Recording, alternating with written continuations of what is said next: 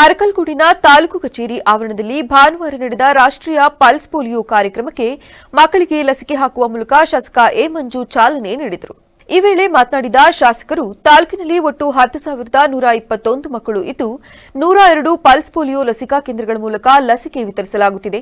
ಎಲ್ಲಾ ಪೋಷಕರು ತಮ್ಮ ಮಕ್ಕಳನ್ನು ತಪ್ಪದೇ ತಮ್ಮ ಊರಿನ ಲಸಿಕಾ ಕೇಂದ್ರಗಳಿಗೆ ಕರೆತಂದು ಲಸಿಕೆ ಹಾಕಿಸಬೇಕೆಂದು ಮನವಿ ಮಾಡಿದ ಅವರು, ಕಾರ್ಯಕ್ರಮದ ಯಶಸ್ವಿ ಅನುಷ್ಠಾನಕ್ಕಾಗಿ ಆರೋಗ್ಯ ಇಲಾಖೆ ಸಿಬ್ಬಂದಿ, ಶಿಕ್ಷಕರು ಹಾಗೂ ಅಂಗನವಾಡಿ ಕಾರ್ಯಕರ್ತರಿಗೆ ಸಂಪೂರ್ಣ ಸಹಕಾರ ನೀಡಬೇಕೆಂದು ಸೂಚಿಸಿದರು.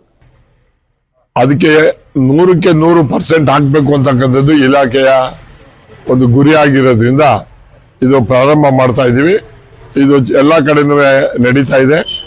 ಜೊತೆಗೆ ಪಲ್ಸ್ ಪೋಲಿಯೋ ಮಾಡೋದಕ್ಕೆ ಕಾರಣ ಏನು ಅಂತ ಅಂದ್ರೆ, ಹೊರದೇಶದಿಂದ ಹೊರಗಡೆಯಿಂದ ಬಂದಿರತಕ್ಕಂಥ ಮಕ್ಕಳುಗಳು ಪಲ್ಸ್ ಪೋಲಿಯೋ ಹಾಕೊಳ್ಳೋದೇ ಇದ್ರೆ ಬೇರೆ ತರ ಕಾಯಿಲೆಗಳು ಹರಡೋದನ್ನ ತಡೆಗಟ್ಟೋದಕ್ಕೆ ನಮ್ಮ ದೇಶದ ಇಡೀ ಎಲ್ಲಾ ಮಕ್ಕಳಿಗೂ ನನಗೆ ಗೊತ್ತಿರೋ ಸುಮಾರು 99.